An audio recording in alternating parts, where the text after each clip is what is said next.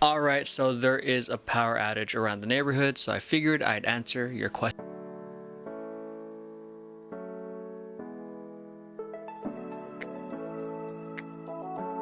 What's going on, everyone? You're watching Emroy TV, the place to move, groove, and grow.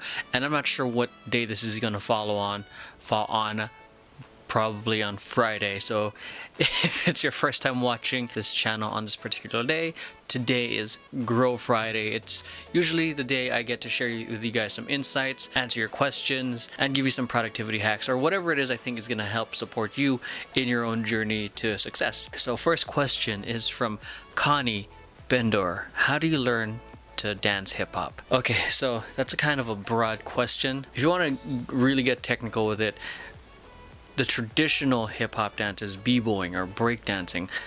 Hip hop dance has become more of, I think, in my opinion, more of an umbrella term. There's also the other dances such as locking and popping.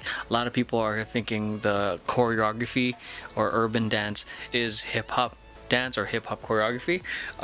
It's more that style is more of an evolved form of jazz that has a lot of hip-hop elements of that's been taken. It's evolved into something what the SoCal community is now calling urban dance. Because so if you're talking specifically urban dance, do you have a lot of options? You know, there's YouTube free, there's a lot of dance tutorials. I have urban or hip-hop dance tutorials here, full-on routines that you can learn at home, or you can do some more research on YouTube and find some there.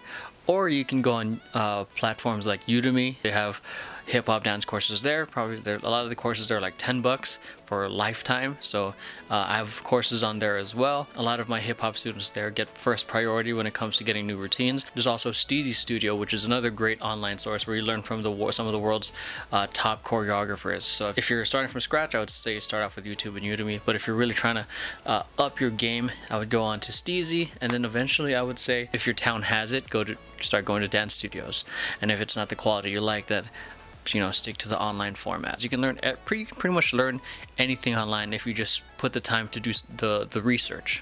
Benjamin Teal asks, what are tips for an aspiring breakdancer? Start with the foundations. Learn how to groove and dance. A lot of people get into breaking because they see the amazing power moves, windmills, head spins, air flares, and all that. But many forget, especially the ones who aren't deep in the culture, is that it is also a dance. You got the most unique thing about breaking is the footwork. Being able to dance first, I think, is much more important than getting really cool moves. So understanding the basic foundational levels of top rock, down rock, footwork, get downs, basic freezes, get your foundations down. So, and all of which you can find on my channel or on YouTube. You know, you can find everything on the net. So hope you guys are liking these questions or this little Q&A while I wait for my power to get back on, guys. If you guys are liking everything, make sure you hit like, subscribe, and you know what I love even more? If you guys are following me on Instagram, make sure you hit that follow. I'm not sure if I'm gonna say this name right.